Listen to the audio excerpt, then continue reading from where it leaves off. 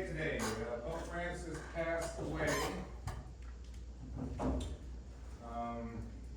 it's a great day of mourning for Catholics and kind of Christians like well, and others, those who respect the Pope and identify him as some sort of public figure to some degree. How was your Easter? Anyone go to Easter Mass, Easter Vigil? Easter Vigil? Good. All right, hey, actually this is our last week. All right, next week is finals. So this is our last week for in-person lectures. So I'm gonna cover the last part of this class, which is really disorders. What are disorders, how to define them, the criteria, how they work from a medical standpoint, a mental standpoint, therapeutic standpoint. So today we're going to start off with anxiety and mood, right? Anxiety and mood disorders. Next class will be personality and like disassociative things. Disassociative, doing like schizophrenia and things like that. So this stuff may, relate to all of us to some degree, right? How do we come to help someone who has a disorder? How do we understand what a disorder is? All right, so first things first, what counts as a psychological disorder, right? Then we'll talk about therapy, depressive disorder, anxiety, depression and anxiety, highly interrelated with one another. OCDs, trauma and PTSD, looking back and looking ahead.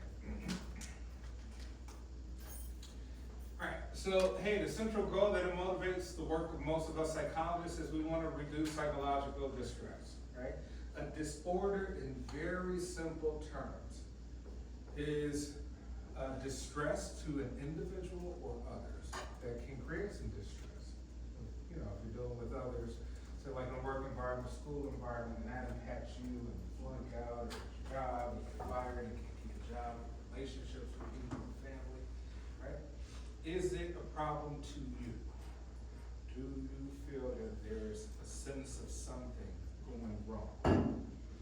Is it a problem to others out in the environment, which causes you problems, right?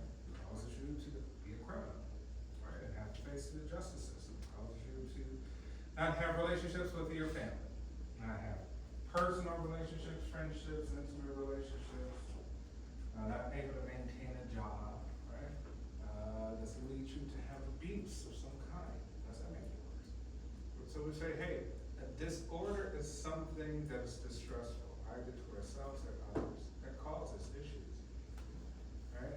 So we say stress is actually in the word, Stress is actually in the word. Remember when we're talking about stress, we're talking about dysregulation. Like, well, what do you mean dysregulation? We say, hey, you have homeostasis and you're dysregulated from homeostasis. Like, well, okay, it's just today. Then fine, you don't have a disorder, sure. But if it happens for months, weeks, if it happens persistently throughout the day, or during a long period of time, right, probably something we need to take a look at. And like, what could be done? Few things. Maybe we hook you up to fMRI, we get brain technology scanners to see, hey, what's going on in that brain? Right, with different methodology and tools. Maybe there's something hormonal or something neurotransmitters. You say you have a dysregulation of neurotransmitters, chemicals in the brain. Right? Or you say, hey, you know what? What if we could solve all of that by some form of strategy? Talking to you, developing some sort of method to help you with your stress. Maybe we change the way you think about the approach, which is dealing essentially with the mind. So we have to take into great deal as psychologists this concept of the mind, right? Now we could say, I understand the brain, occipital lobe, parietal lobe, I understand neurotransmitters and neurons. That's biological. But we're talking psychological, we say the mind is this uncharted, unfeathered concept. Is the sort of abstract part that you think, feel, consciousness, all of that. And we say we don't completely understand that, to be honest. So the way I kind of look at psychologists, I think of us as almost as like astrophysicists or physicists to some degree. Right? We say, hey, we got the Big Bang. Whatever, 13.8 billion years, theoretically, right? Like, what's before the Big Bang? Nobody knows. Here's your scientific answer. What's before consciousness? Nobody knows. What's after consciousness? Nobody knows.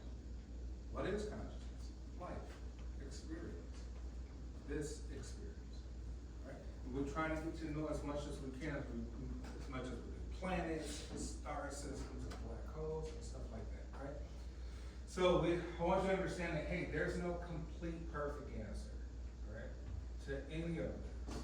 We kind of take each individual, and what we're supposed to do as professionals, get all the information about you, right, get to know you well, and try to come up with personal specific strategies. Unfortunately, that hasn't been the case for that long. So we say, hey, before the 1920s, 30s, before even like the 40s, people were locked up. Essentially, if you were not able to adapt in society, which we call maladaptive, meaning that, hey, organism is going through the environment, and the environment says, hey, this is normal behavior, which we would like you to act. And someone says, no, I deviate from that. That person's kind of essentially removed from society back then and say, this person has an issue, right? They can't function well in society. They were caged up, treated very poorly, abused, horrible conditions, things of that nature, right? Okay, so we get into all of that. All right, so what's our goal? The goal of this course was to kind of understand the human condition and experience, so that at the end, we could help people reduce their psychological distress, including your own. You should have learned something by now to say, I have a good take on what anxiety is, right? Anxiety is the sympathetic, parasympathetic nervous system. So if I'm nervous or anxious or have dread or fear, my heart races, I can't control my thoughts. My thought races beyond control, right? Rumination. I repeat the same stuff in my mind, right? I'm sweating. I have restlessness, right? I have all these things. So we say that's what anxiety is. It's dread, fear. Something is happening. That's essentially uncontrollable. We'll talk about depression, which is highly related too, but essentially what depression is a low state, right? A low state of mood, a low state of activities, you don't want to do anything, a low state of interest, you're not interested in anything. You're not interested in life, right? That could be the degree to which depression takes hold. So it's a low state, which means you are not stimulated by anything, to the point to where that low state actually starts to feel very comfortable, right? And you say, I like actually being sad and depressed. It's my comfort zone. That way I get nothing to look forward to. It's kind of easy. You go further beyond that, and you have suicide. Kill yourself, right? You're like, well, what's the next stimulation beyond depression? Well, suicide. Right? You end it all. As a challenge to yourself. Okay. So, our next, we want to improve mental health overall, right? We want to treat psychological disorders. So like I say, hey, psychological disorders, prolonged experiences of distress, poor psychological functioning, interfere with a person's everyday life mental disorders. We all suffer from something. Many of us are ashamed to talk about it, right? Many of us feel that the label itself of any kind of issue we're going through tells us something about us. It makes us a defective product, person, or organism to some degree. Right? So one of the issues with psychology is label. So it means that we have to be very critical on how we label people when we come to talking about disorders. Because the very idea of a label, if I tell you as a professional that you have some issue, you've now manifested that issue. And now that issue itself, you have to live with that. And it probably might make your sort of mental state even worse, right? So labels matter. All right, so clinical psychologists. Anyone here want to be a clinical psychologist?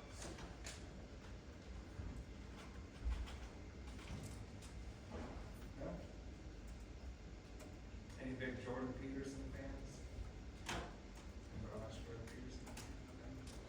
All right, we say clinical psychologist. We say, hey, just in this class, we study psychological science, but it's the principles to the diagnoses, right, and provision for therapy and psychological disorders. So clinical psychologists diagnose people with disorders, right, and provide therapy. Hey, here, I've viewed your symptoms, I've viewed other factors. We'll talk about the DSM, we went through the DSM, we saw the criteria, you meet the criteria. Thus, here's the treatment plan. This is what we're gonna do about it. Something of the sort.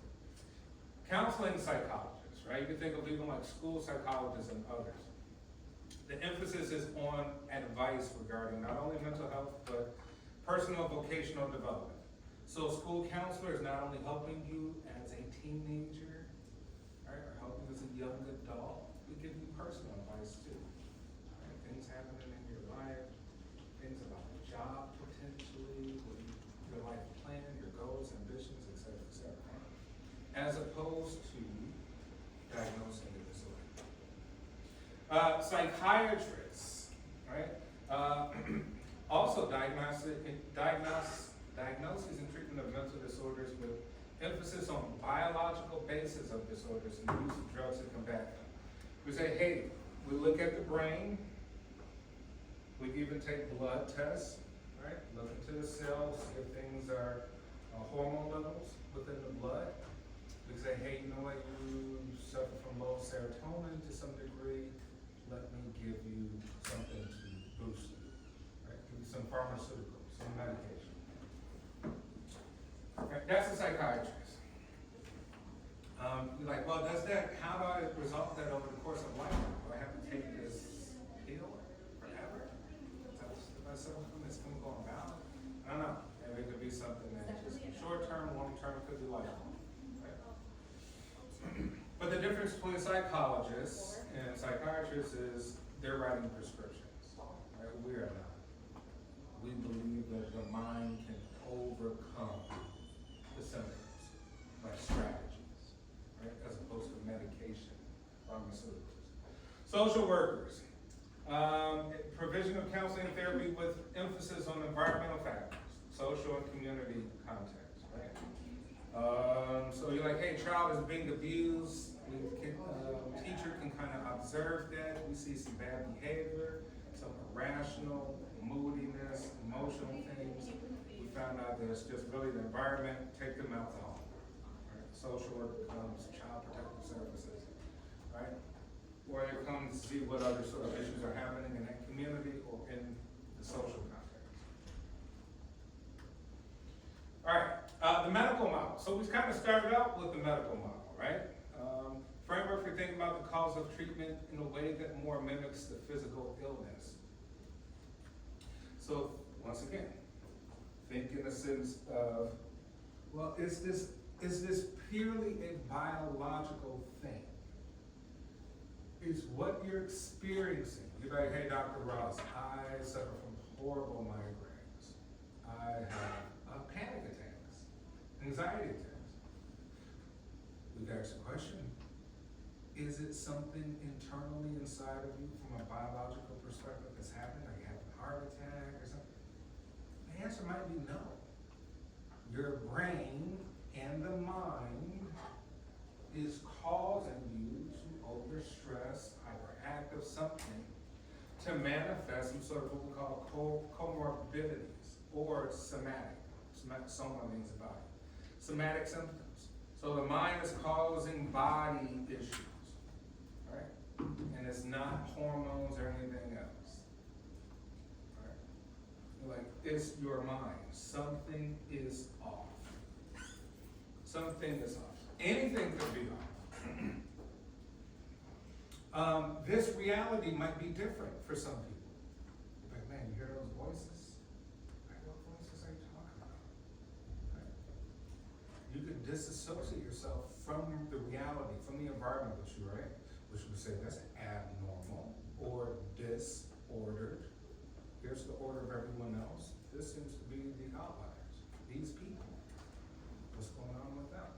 Right? All right, some advantages for a medical model. Hey, promoting more human and ethical treatment of people suffering from severe mental illness, usher in modern era of drug therapies. Hey, sometimes you do need pharmaceuticals. Think if you suffer from severe depression, and you're like, hey, we gotta get a hold on this quickly. Therapy or some form of therapy might not work that quick. So if someone's suicidal because of their depression or their anxiety, like, you're gonna need some pharmaceuticals to kind of quickly get a hold of it so it doesn't get bad. Now beyond that, we can come back and say, hey, let's try some new other psychological therapies, right? Psychotherapies. Disadvantages, detrimentally effective view of patients, use of labels, excluded external causes of the environment. Right? You're like, hey, if we think that that's the only way, that it is a medical, biological thing and not a mind thing caused by the environment, we're giving people substances that, one, they could become addicted to, two, might have some severe side effects, right? Three, might cause some more issues. You add one thing, something else pops up. You become dependent too, like, oh, I'm gonna feed you that hormone, and now your body's not gonna produce it anymore.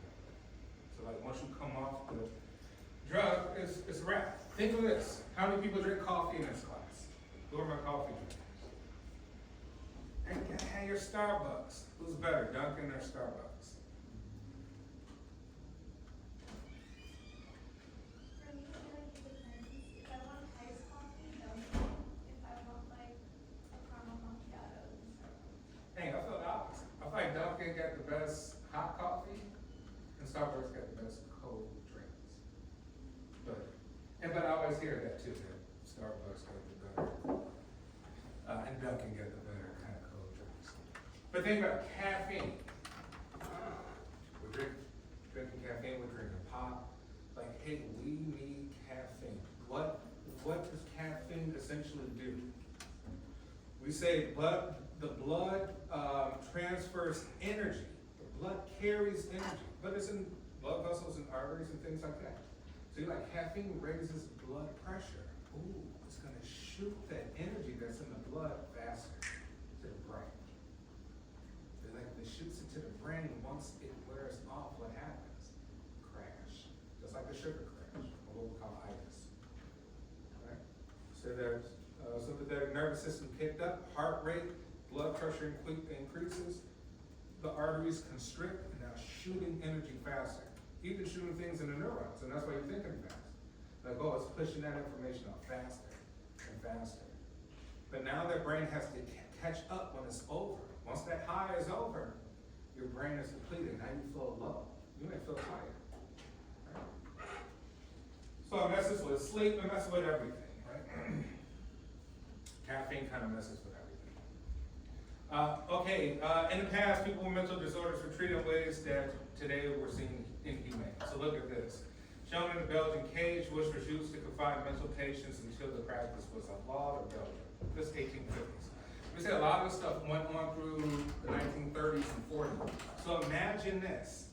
You're just treating people like animals. Right? Because maybe you say the science hasn't caught up. Which makes psychology extremely important. We treated people like animals just because we didn't have a science, because we didn't have really a field to study, right? Just because we didn't have an academic field to say, let's investigate, let's discover, let's be honest, right? Instead, we just threw people away, treated them like animals. Question. There's no sharp boundaries of normality and abnormality. We all come from different cultures. In your normal, in say your native culture, maybe where your parents come from, grandparents, what's normal there for certain things is abnormal here in the United States. What's abnormal here might be normal there. So like, it's not really a black and white thing when we're talking about abnormality. You're like, well, who's normal are we talking about?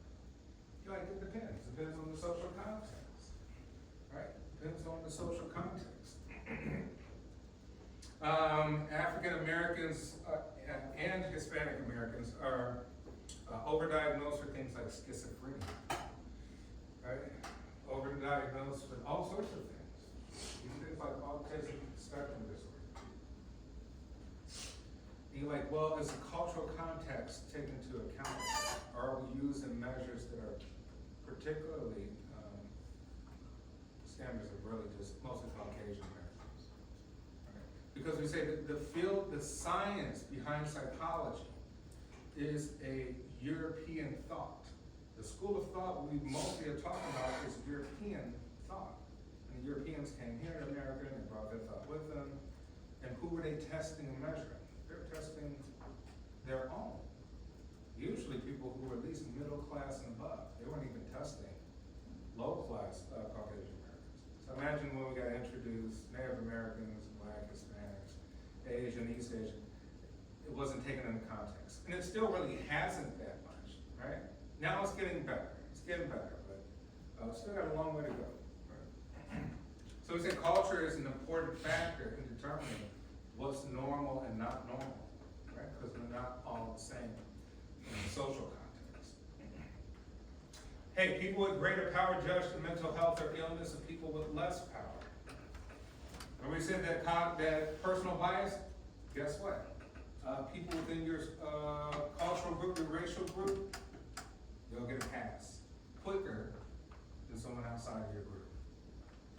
Just immediately you see somebody acting up outside of your group, we'll judge them harsher. Let it be somebody in our group, like, well, it could be this, it could be that, right? We give them a pass, right? So we say, hey, whoever has the power of the judgment, right? Social and historical factors also affect mental health illnesses. Hey, we have the DSM-5, actually pulled up the criteria. So the DSM-5, Diagnostic Statistical Manual of Psychological Disorders, right? Long. This is essentially our Bible. So if you go into the field of psychology or psychiatry, even things like neurology, you would keep with you at all times and have access to DSM. We're in the 5th edition. This is essentially like a book that never ends, because we're constantly learning new things. We gotta take things out, add things in. We gotta change things around. Right? At one point in time, I think when the 1st edition, homosexuality was classified as a psychological disorder. Imagine it, right? We have to go back and do more analysis, and culturally and socially and all these different things. So we say, hey, it has a big social cultural component there as well too, right? Even when we talk about things like race, we're like, I don't know. Maybe some people are targeted more than others for some reason in coming with these labels that essentially kind of stigmatize people and leave them less than others. All right, so we say DSM changes over time. We're in its 5th edition. So let's look up quickly. All right, anxiety disorders. We say it's a class of disorders. It's a range, a broad class of disorders. General anxiety disorder, mood disorders, things of that nature, right? Specific things, think of phobias, right? Anxiety disorder, you're afraid of spiders, arachnophobia. Anxiety disorder, right? With a specific component to it, which is fear of spiders. Let's see how the DSM. All right, here's anxiety disorders. Excessive anxiety and worry, apprehensive expectation, has to occur more days than not for at least 6 months. About a number of events of activity such as work or school performance, it has to impact that. B, the person finds it difficulty to control the work. So we're trying to assess and ask all these different questions to our clients. Are you able to control your thoughts? Are they scared? Are they running away? C, the anxiety and worry are associated with 3 or more of the following 6 symptoms, with at least some symptoms present for more days than not for 6 months. Restlessness, or feeling keyed up or on edge, being easily fatigued, difficulty concentrating, or mind going blank, irritability, muscle tension, sleep disturbance, right? All of these. And then we we have to classify. We're like, hey, is it mild, moderate, severe? Just like you go to your physician, mild, moderate, severe case of particular disorder, right? Based on these symptoms.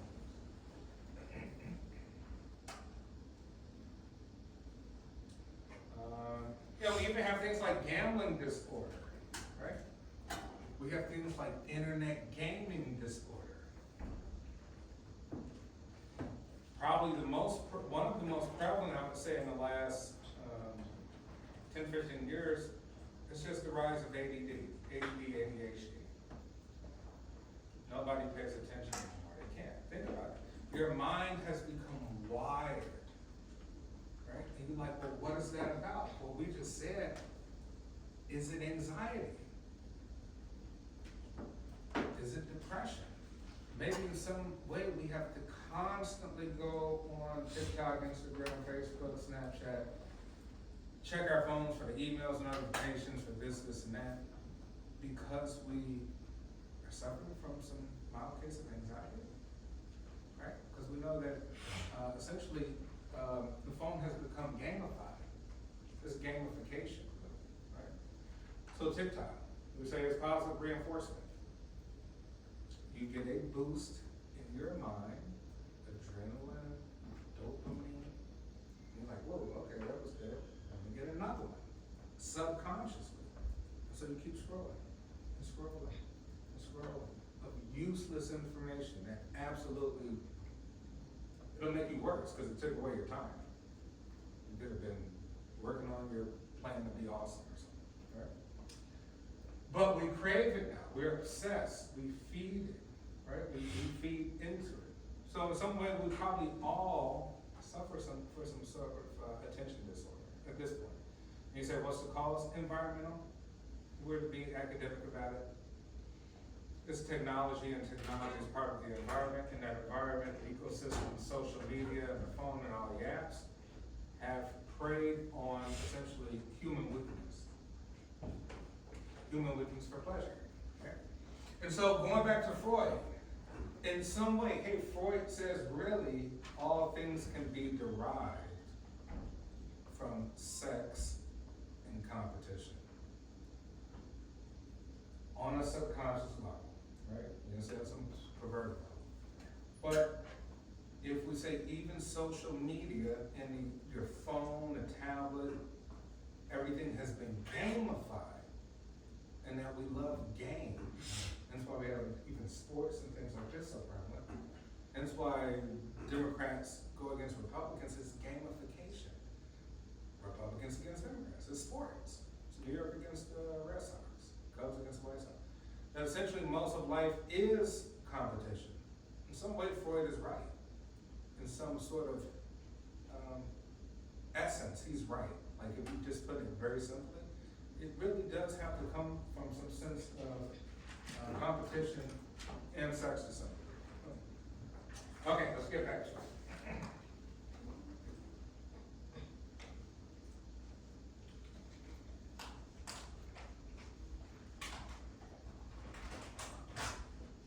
Alright, so DSM. Hey, we organize mental disorders by healthcare professionals, specifying behavior and emotional responses a person must experience to be classified. Right? We just looked up some of those classifications. Recognize that psychological disorders are often comorbid, right? They come with other things, right? Somatic issues, like we say, headache and restless, and all these other things that feel within our body. Categories change with the DSM, right? Categories are descriptions, not causes, right? Just because we classify or categorize something is not essentially the cause of that thing. It's more so surface similarity of signs and symptoms, not in terms of causes. Hey, DSM may cause mental health to be overdiagnosed. Like we say, hey, there's things like gender bias. May be a result of all male formulation of DSM, male clinician misunderstanding women's experience. Think about it. Hey, Dr. Ross, you're not a woman. Do I get you women in all of your psychological realities that you go through? Right? I don't know. Right? It might be a gap, might be a bias to some degree. If therapist, but may not. I may totally get you and completely be great, right? Which I usually do. Okay? I But we say, hey, gender bias, racial bias, ethnic bias, religious bias, all sorts of things could be a bias that's not taken into account. So cultural and social group differences might cause overdiagnosis. Here we're saying, as a result, people with different psychological backgrounds can receive same DSM diagnoses. Based on biographical information, both U.S. film star Kim Basinger, shown here in LA Confidential, South Korean hip-hop musician Daniel Lee, known as Tablo, in the group Epic High. Any K-pop fans? No? I'm a huge K-pop fan. Appear to meet DSM criteria for the same disorder, social anxiety disorder. So we say, hey, you know what, some people may experience the same thing even though they are from different cultures. Right? Could kind of go vice versa. Some things are general, right? Say it doesn't matter. Yeah, they have a different environment, but the same manifestations of symptoms may be present, right? So it kind of goes together. Therapy. 24 million Americans receive outpatient therapy, costing $16 billion. More than a third of people are hospitalized for schizophrenia, cost tens of billions of dollars, right? Causes for different types of therapy. Diversity of disorders and clients, diversity of therapy strategies developed by different clinicians, right? So we have therapies, which are essentially just strategies. So we have children, we can have play therapy. Hey, play with these inanimate objects, play with these other children, we'll make observations. Are you aggressive? Are you punching? Are you hitting? Are you kind? Are you giving? Why did that happen? Why is this happening? Yada, yada, yada, right? Exposure therapy, like, oh, I'm afraid of spiders. Okay, let's put a hologram of a spider close to you. I'm like freaking out. And then we keep doing that and become desensitized all the time. Right? Think of some ways we've become also, we've had sort of exposure, I wouldn't say therapy, but think of violence. Back in my day, like a lot of people couldn't watch the type of violence you see on the internet. People are like, oh, I can't even watch that. Now we like bring out the popcorn. Right? So psychological therapies are called psychotherapies, and we got psychotherapists, right? Interactions between therapists and one or more clients in which therapists speak and may create novel or new behavioral experiences for clients. Kind of like how we saw with Freud. Psychological interactions between therapists and client are designed to improve clients' well-being, emotional state, increase the quality of their thinking, enhance their behavioral skills. The most common biological, so we say we have biological therapies, and then we have mental therapies. Biological therapy would be medication, it's going to change your biology. Another biological therapy could be electrotherapy. We'll hook up some electro signals to the brain. Shock therapy, in essence. Surgery. Like, hey, we got to go in and do something in your brain. Do something. That's also what we call a biological therapy. As opposed to just say mental therapy. Okay, I'm going to use your mind to kind of overcome whatever it is you're going through. There's Freud. Here's a picture of Freud, right?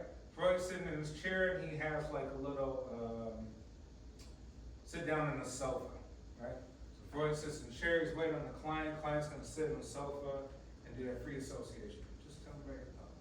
Just start talking, right? So that was psychoanalysis, right? Yeah, free association, things like transference, insight therapy, and a medical model all together. Right, transference, we say, hey, unintentionally responds to a therapist as if the therapist were a significant figure. Right. Behavior therapy. Right? Therapy strategy grounded in research of learning, which, couple more minutes. Change patterns of present and future behavior by teaching more adaptive ways of behaving, right? We say, hey, we do things like stages of reasoning, token economy, exposure, extinguishing, systematic desensitization. Token economy. Reward desirable behavior with tokens that serve as reinforcers. You can do this on your own. Right, hey, I wanna change a really bad habit of mine. Well, guess what? I'll lay out something that's positive reinforcement, like, I can't do this thing unless I do this thing, or don't do this thing. Cause myself something to look forward to gain a reinforcer, a token to some degree, right? A reward. Exposure therapy. Combat the emotions of fear and anxiety by bringing clients into direct contact with an object, situation, or situation that arouses their fear, right? So like, hey, we bring the thing to you. For what reason? To show you that there's need to not be afraid. Like, I'm afraid though. Well, we say that's irrational, right? That is irrational, and that is anxiety. What is anxiety? Anxiety is a heightened state of emotionality that overrides rationality. You no longer have rational thinking. You can't control your rational part of your brain. So your emotions have taken complete over the situation. All right, we'll finish the rest of this on Wednesday, and then we got our last presentation. And then Friday, maybe we have some treats or something like that in class and discuss some other stuff. But we're gonna wrap up anxiety disorders and personality disorders on Wednesday, so make sure you're here. And don't forget, submit any assignments that are missing, go to your research.